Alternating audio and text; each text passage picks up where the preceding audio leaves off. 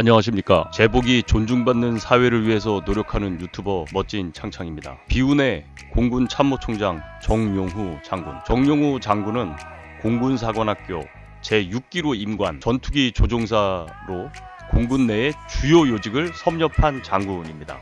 전투비행 대대와 비행 단장 등을 역임하셨고 1934년 경기도 파주 출생, 서울 용산고등학교를 졸업했으며 58년 공군사관학교 6기로 임관하였습니다. 특기는 조종특기였습니다. 1982년에 공군 장성으로 진급을 했고 15비행단 단장 등 주요 요직을 거쳐 1989년에 드디어 공군 참모총장으로 승진했습니다. 차세대 전투기 사업이 한창 진행이던 1990년에 공군 진급 비리 관련 사건으로 조사를 받다가 강제로 정신병원에 투옥, 며칠 뒤 경질되었는데요. 당시 보안사에서 25일간 강도 높은 조사를 받았고 그는 참모총장이었음에도 저녁식도 열지 못하고 전역해야만 했습니다. 임기를 9개월이나 남겨놓고 전격 해임이 된 배경에는 그의 진급비리 관련 설이 있었는데요. 당시 진급비리와 관련 불법 뇌물을 수수한 혐의로 현직에 있던 공군 참모총장을 전격 연행했던 사건이었습니다. 그러나 당시 무언가 석연치 않은 사건도 함께 발생하게 되는데요. 우선 당시 KF-X 계획에 의거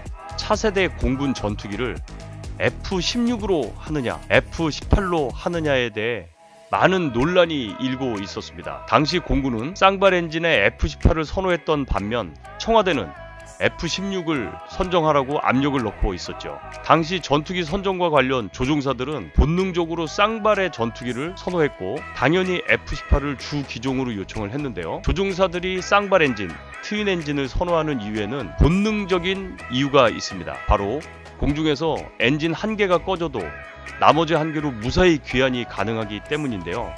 이것이 바로 본능적인 요구사항이기도 합니다. 여기에 F-16은 단발 엔진으로 공중에서 만일 엔진이 꺼지게 되면 치명적인 생존 문제를 야기시키기 때문입니다. 그리고 당시 F-18로 선정이 되었다면 동부가 최고의 전력을 보유하게 되는 막강한 공군력을 가지게 되었었죠. 다만 결과적으로 F-16의 선택이 현재로서는 더 효과적이라고도 볼 수가 있겠는데요.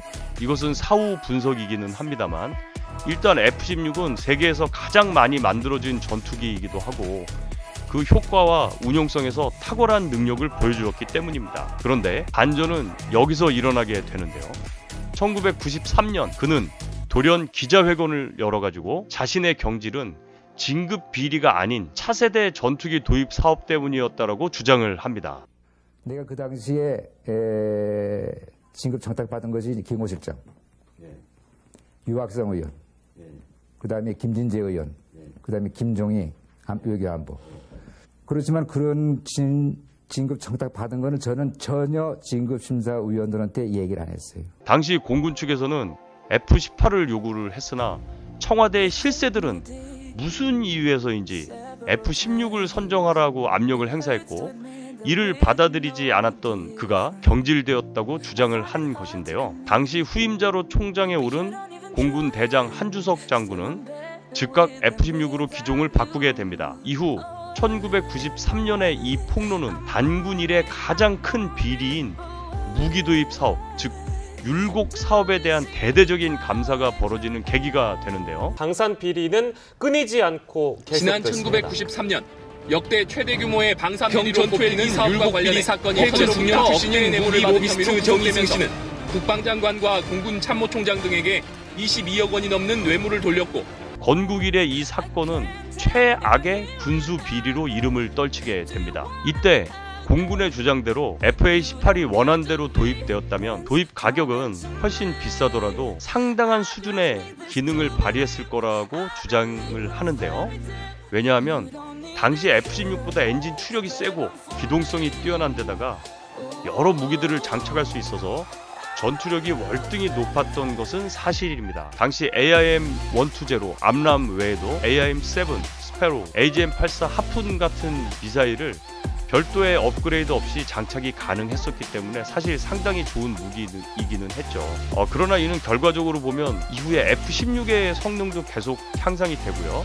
지속적인 업그레이드를 통해서 개량이 되었기 때문에 큰 어필이 되지는 못했습니다. 이후 FX 사업에서 F-18 개량형인 수포 호넷 등이 후보군으로 들어오기는 하였지만 크게 어필이 되지는 않았습니다. 일부 매니아들은 F-18을 도입했다면 그 후계기로 F-18 슈퍼 호넷이나 최근에 전자전기로 각광을 받고 있는 EA-18G 그라울러 같은 것들로 확장이 되리라고 주장을 하기도 하는데요. 사실 이거는 무기 도입 사업을 해보신 분들이라면 아시겠지만 이렇게 쉽게 주장을 하지 못한다는 건 잘 알고 계실 겁니다. F-18과 F-18 슈퍼 호넷은요 완전히 다른 무기거든요. 여기서 보듯 호넷과 슈퍼 호넷은 그냥 이름만 같을 뿐 완전히 다른 전투기라는 것을 알게 될 겁니다. 만약 80년대 말에 호넷을 결정했다고 해도 개량된 슈퍼 호넷과 연결짓는 것은 무기의 기초를 잘 모르는 사람들이 주장을 한다고밖에 볼 수가 없는 거죠. 사후적인 분석이겠지만 F-16이 지속적인 성능 개량을 통해 현재는 암람 미사일을 운용하게 된 상황에서 당시 F-18의 능력이 절대적 우위라고 보기는 어렵기 때문입니다. 물론 이 부분에 대해서는 현직 전투기 조종사들조차도 많은 논란을 만들고 있는데요. 제가 여러 선 후배들을 만나보았지만 이 부분에 대해서는 현직 혹은 전직 전투기 조종사들도 논란이 많이 있습니다. F-18을 도입했더라면 대한민국 공군의 전투력 수준이 월등히 높았을 것이라고 주장을 하는 전 현직 전투기 조종사들이 있는가 하면 현재 F-16이 충분히 그 정도의 전투력 유지가 되기 때문에 그 선택이 무엇이 옳았다라든지 무엇이 그릇되었다라든지 하는 주장은 옳지 않다고 이야기를 하는 경우도 있습니다.